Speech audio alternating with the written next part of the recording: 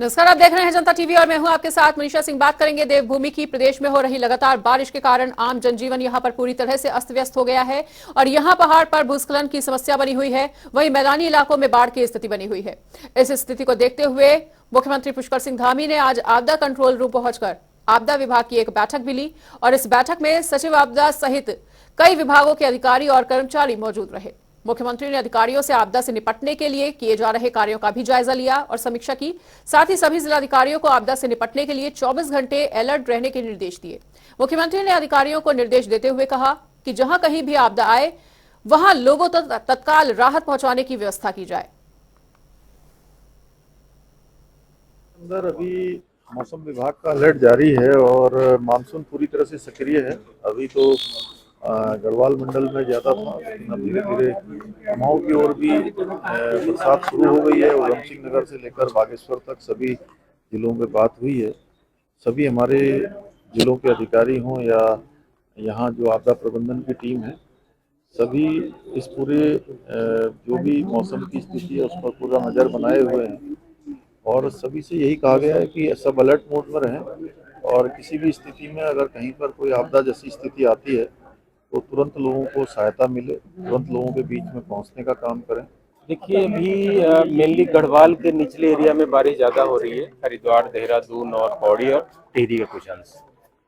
ऊपर में बारिश कह सकते हैं अपनी जो स्थिति नॉर्मल होती है उस हिसाब से हो रही है, लेकिन ऊपर का भी सारा पानी आ रहा है। हरिद्वार में और देहरादून में ज़्यादा बारिश होने के कारण ये पूरा पानी हरिद्वार के लो लाइंग एरिया में जा रहा है। उसके कारण जल भराव की स्थिति है। रुड़की लक्सर एरिया काफ़ी प्रभावित है। यहाँ पे हमारी आर्मी, एनडीआरएफ, एसडीआरएफ, पुलिस और एडमिनिस्ट्रेशन की सारी टीम हमारी लगी हुई है लोगों को राहत पहुँचाने में, उनको सुरक्षित जगह पहुँचाने में, खाने पीने की व्यवस्था, वो सारा काम सुनियोजित तरीके से चल रहा है। तो कुछ व्यक्तियों की किसी कारणवश लगभग 5 लोगों की मृत्यु हुई है हरिद्वार में और एक बच्ची को भी उनकी भी मृत्यु हुई है। अदरवाइज हमने कोशिश करी है लोगों को कम से कम दिक्कत हो और कोशिश हमारी जारी है। तो उत्तराखंड में हुई भारी बारिश से हरिद्वार के मैदानी क्षेत्रों में बाढ़ की स्थिति लगातार बनी हुई है। इसके बाद हरिद्वार के लक्सर और खानपुर के हालातों को देखने के लिए मुख्यमंत्री पुष्कर सिंह धामी ने खुद क्षेत्रों का दौरा किया। इसके बाद सांसद रमेश पोखरियाल निशंक सहित कई स्थानीय नेताओं ने भी बाढ़ क्षेत्र का दौरा किया, जिसमें पूर्व मुख्यमंत्री हरीश रावत भी शामिल रहे। वहीं हरीश रावत हरिद्वार पहुंचे और उन्होंने प्रेस कॉन्फ्रेंस भी की, जिसमें हरीश रावत ने मांग की है कि प्रभावित क्षेत्रों में जल्द से जल्द चिकित्सीय व्यवस्था की जानी चाहिए ताकि किसी प्रकार की कोई बीमारी न फैले। तो वहीं उन्होंने जिले के प्रभारी मंत्री सतपाल महाराज के बाढ़ हालातों में भी हरिद्वार न आने पर नाराजगी व्यक्त की और मुख्यमंत्री को पत्र लिखने की बात भी कही।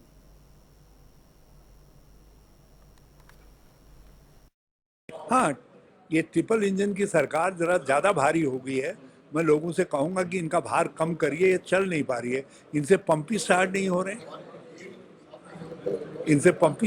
हो रहे, और उसको स्टार्ट करने के लिए हम जैसे लोगों को आना पड़ रहा है, इस उम्र में आना पड़ रहा है। हरिद्वार में देर रात सांसद रमेश पोखरियाल निशंक और पूर्व विधायक कुंवर प्रणव सिंह चैंपियन का बाढ़ पीड़ित परिवारों ने घेराव कर लिया और बताना चाहेंगे कि रमेश पोखरियाल निशंक जलभराव की स्थिति जानने के लिए निकले थे और जैसे ही उनका काफिला मिलापनगर, डिफेंस कॉलोनी जैसे तमाम क्षेत्रों में पहुंचा तो बाढ़ पीड़ित परिवारों ने उनका घेराव कर डाला।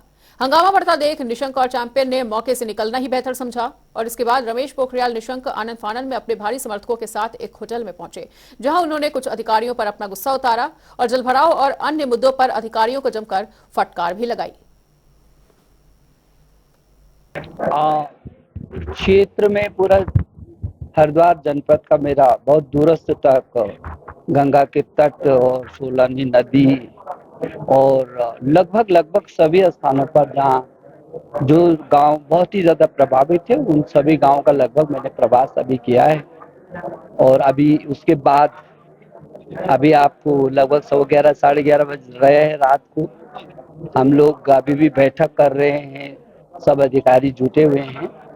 यहाँ भी जो साउथ सिविल लाइन का हम जो पानी का भराव था उसकी भी लगातार समीक्षा कर रहे हैं।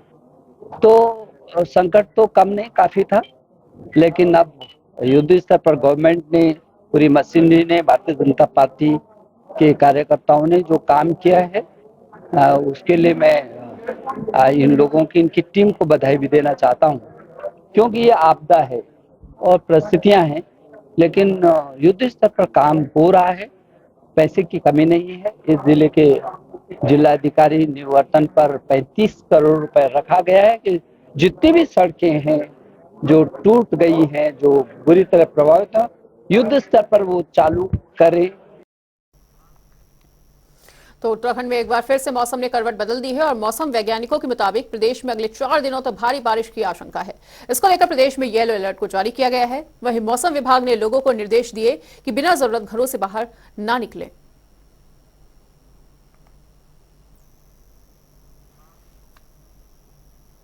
हरिद्वार के लोकसभा सांसद डॉक्टर रमेश पोखरियाल निशंक लस्कर भी पहुंचे, जहां उन्होंने बाढ़ पीड़ितों के नुकसान का जायजा लिया। इस दौरान उनके साथ जिला पंचायत अध्यक्ष किरण चौधरी सहित बीजेपी के वरिष्ठ नेता ओम प्रकाश जमदग्नि और जितेंद्र चौधरी भी मौजूद रहे।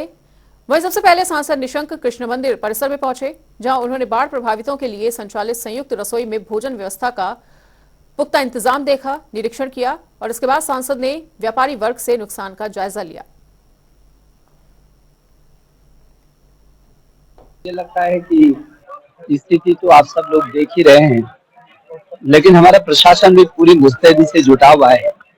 राहत कामों में कहीं भी कोई ढिलाई न बरती जाए। लगातार हम भी देख रहे हैं, जिला अधिकारी, एसएसपी और कमिश्नर और स्वयं मुख्यमंत्री इसकी लगातार समीक्षा कर रहे हैं। देहरादून के निरंजनपुर में किसान सम्मान कार्यक्रम आयोजित हुआ था, जिसमें मुख्यमंत्री पुष्कर सिंह धामी ने शिरकत की। कार्यक्रम में सीएम धामी ने कृषि के क्षेत्र में सराहनीय कार्य करने वाले किसानों को भी सम्मानित किया और इस दौरान सीएम धामी ने कहा कि मंडी से जुड़ी विभिन्न समस्याओं के समाधान के लिए जो भी सुझाव मिले हैं उनका परीक्षण करवाकर प्रस्ताव बनाए जाएंगे और इस मौके पर मुख्यमंत्री ने वृक्षारोपण कर लोगों को वृक्षारोपण के लिए प्रेरित भी किया।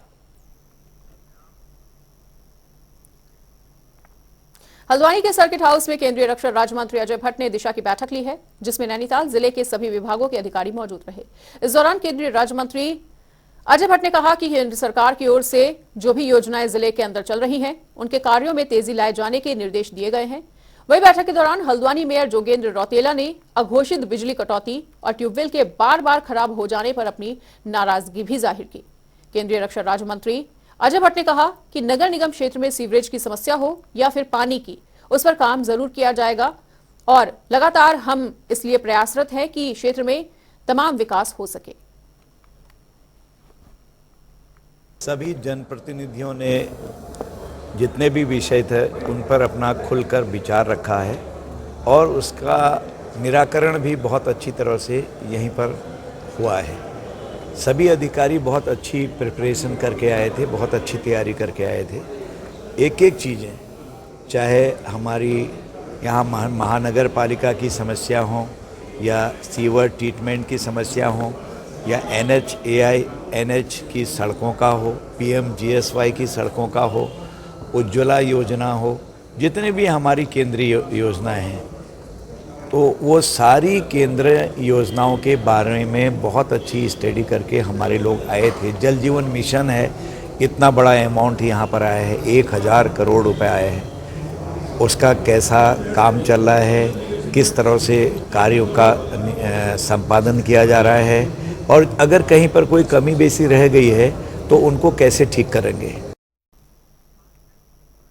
उत्तराखंड में अग्निवीर योजना को युवाओं के हितों से खिलवाड़ करार देते हुए कांग्रेस इसका उत्तराखंड में पुरजोर विरोध कर रही है। इस कड़ी में कांग्रेस पूरे प्रदेश में पैदल यात्रा कर युवाओं को इस योजना के नुकसान के संबंध में जानकारी भी देगी और कांग्रेस के वरिष्ठ नेता राहुल गांधी भी इस पदयात्रा में शामिल होंगे। राहुल गांधी यात्रा में 10 दिन हिस्सा लेंगे। वहीं कांग्रेस पार्टी का मानना है कि अग्निवीर योजना युवाओं के साथ ही नहीं बल्कि देश के साथ भी एक बड़ा धोखा है, देश की सुरक्षा और संप्रभुता के साथ खिलवाड़ है।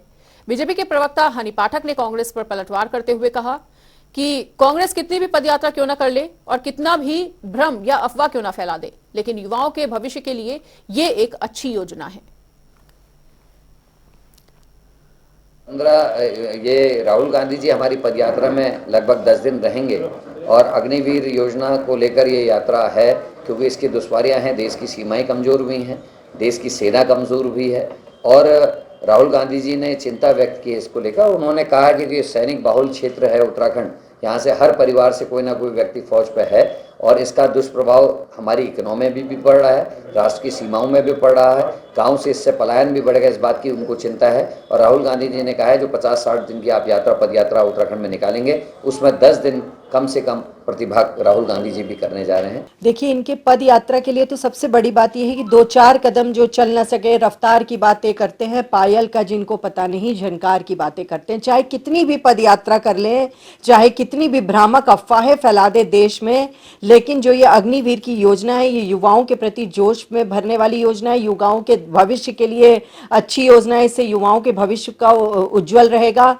तो ये जिस प्रकार से भ्रामक चीजें फैला रहे हैं, तो वो अपने चीजों को याद करें कि इतिहास ने वो चीज भी देखी थी जिस प्रकार से इन लोगों ने लोगों को भ्रमित किया था, और आपातकाल वाली चीजें भी देखी है। तो पहले अपना इतिहास देखें कि किस प्रकार से इन्होंने जनता को गुमराह किया। कितनी भी पद यात्रा कर ले, लेकिन भारतीय जनता पार्टी की तरफ से जितनी भी योजनाएं निकाली गई हैं और युवाओं के लिए जो योजनाएं निकाली जा रही हैं, वो उनके उज्जवल भविष्य। उत्तराखंड में बीजेपी की ओर से जनसंपर्क अभियान चलाया जा रहा है और इस जनसंपर्क अभियान में पार्टी ने कुछ लक्ष्य निर्धारित किए थे।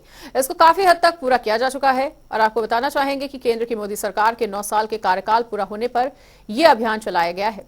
इस अभियान के बारे में बीजेपी प्रदेश मीडिया प्रभारी मनवीर सिंह चौहान ने जानकारी दी और उन्होंने कहा कि हमने प्रदेश के कई जिलों में इन लक्ष्यों को पूरा कर लिया है, पर अभी भी कुछ जिले बाकी हैं।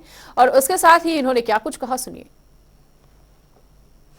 भारतीय जनता पार्टी के द्वारा पूरे देश भर में आदरणीय नरेंद्र भाई मोदी जी के नेतृत्व में जो सरकार चल रही है, उसके 9 वर्ष पूरे होने पर महाजन संपर्क अभियान चलाया और हमारे उत्तराखंड प्रदेश में भी इसको व्यापक स्तर पर इस अभियान को चलाया गया। और इसके तहत हमने अलग अलग प्रकार के करीब 14-15 कार्यक्रम अलग अलग प्रकार से बनाए गए और उसको जन जन तक पहुँचने बूथ स्तर तक इस कार्यक्रम को आयोजित किया गया। इसी के तहत हमारे पूरे प्रदेश के अंदर करीब 5000 अति विशिष्ट लोगों से मिलने का अभियान चलाया गया, जिसमें करीब हम 4,500 लोगों से करीब हमारे लोगों के द्वारा संपर्क किया गया। इसी प्रकार से हमने करीब 6.5 लाख लोगों से व्यक्तिगत जन संपर्क कर संपर्क से समर्थन का जो अभियान चलाया गया, उसके तहत करीब 6.5 लाख लोगों से हमारे कार्यक्रम द्वारा संपर्क किया गया और 6.5 लाख लोगों को नए भारतीय जनता पार्टी में जोड़ा गया। काशीपुर में बीजेपी के अल्पसंख्यक मोर्चा की तरफ से मोदी मित्र बनाने का अभियान लगातार चल रहा है और प्रदेश में अल्पसंख्यक मोर्चा के प्रदेश अध्यक्ष इंतजार हुसैन ने इस अभियान की कमान संभाली हुई है। इस अभियान के तहत हर छोटी बड़ी विधानसभा और लोकसभा सीट पर मोदी मित्र बनाए जा रहे हैं। वहीं इस पर प्रदेश अध्यक्ष इंतजार हुसैन ने कहा कि मोदी मित्र बनाने का अभियान पूरे प्रदेश में चलाया जा रहा है। अब तक 10,000 मोदी मित्र बनाए जा चुके हैं और हमारा लक्ष्य 2024 तक प्रदेश में 1 लाख मोदी मित्र बनाने का है।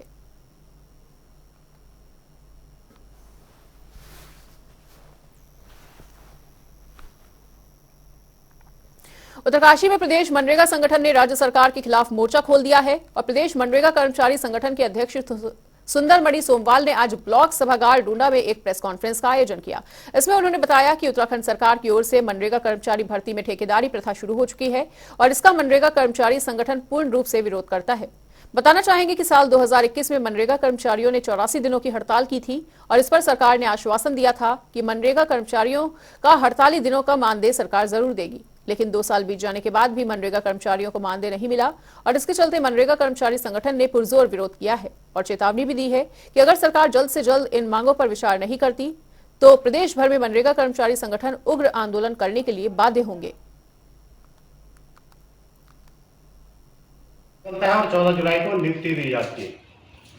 ये बहुत बड़ी विडंबना है इस प्रदेश के अंतर्गत जो इस प्रकार की बिचौलिया वाला काम किया जा रहा है, उसका हम सभी लोग विरोध करते हैं और आज हम यहाँ ब्लॉक स्तर से इस विरोध को शुरू कर रहे हैं। बहुत जल्दी हम प्रदेश स्तर पर मीटिंग तय कर रहे हैं इस पर। उसके बाद पूरे प्रदेश में हमें आंदोलन को बाध्य होना पड़ेगा अगर माननीय मुख्यमंत्री जी की इस घोषणा पर अमल नहीं किया गया। हमें मजबूर होकर शासन के विरोध जाना पड़ेगा और सरकार के विरोध भी जाना पड़ेगा, क्योंकि जब सरकार की इस घोषणा पर कोई निर्णय नहीं लिया जा रहा है।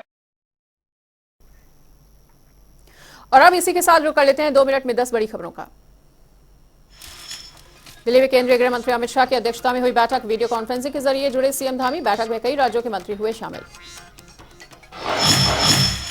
उत्तराखंड ने निर्यात तैयारी सूचकांक में लगाई ऊंची छलांग, पूरे भारत में नवा स्थान किया हासिल, सीएम धामी ने ट्वीट करके जताई खुशी। रुड़की में तहसील प्रशासन के साथ पार्षद की टीम ने की मारपीट, वही कार्यकर्ताओं के बीच हुई हाथापाई, मामले की जांच में जुटी हुई है पुलिस। हल्द्वानी में फिर हुई मूसलाधार बरसात, नदियों में बढ़ा पानी का जलस्तर, पुलिस प्रशासन ने चौकियों को किया अलर्ट। हरिद्वार में लश्कर रेलवे स्टेशन पर लगा बाढ़ पीड़ितों का जमावड़ा, वहीं समाज सेवियों ने की भोजन पानी की व्यवस्था, बाढ़ पीड़ितों को मिली राहत। रुद्रप्रयाग में बारिश का कहर जारी, भूस्खलन की चपेट में आया होटल, एसडीआरएफ ने लोगों को किया रेस्क्यू। हल्द्वानी में काठ गोदाम हैराखान रोड में आया भारी मलबा, सड़कें हुई बंद, वहीं 200 गांवों का जिला मुख्यालय से कटा संपर्क, पुलिस ने शेर नाले पर बंद किया वाहनों का संचालन। उत्तरकाशी जिले में जान जोखिम में डाल रहे हैं लोग, भागीरथी नदी को ट्रॉली में कर रहे हैं पार, वहीं गंगोत्री राष्ट्रीय राजमार्ग से सटे गंगोत्री के पास लगी है ट्रॉली। उत्तरकाशी में भूस्खलन के कारण सड़क पर गिरा मलबा, वहीं सड़क को पार करने की कोशिश में पलटा टेम्पो वाहन, रास्ता साफ करने के लिए जेसीबी हुई तैनात। रुद्रपुर की पॉश सोसाइटी ओमैक्स रिवेरा में चोरी की घटना आई सामने, वहीं घर के लॉकर से 12 तोला सोना चोरी, पुलिस की सुरक्षा व्यवस्था पर उठ रहे हैं लगातार सवाल।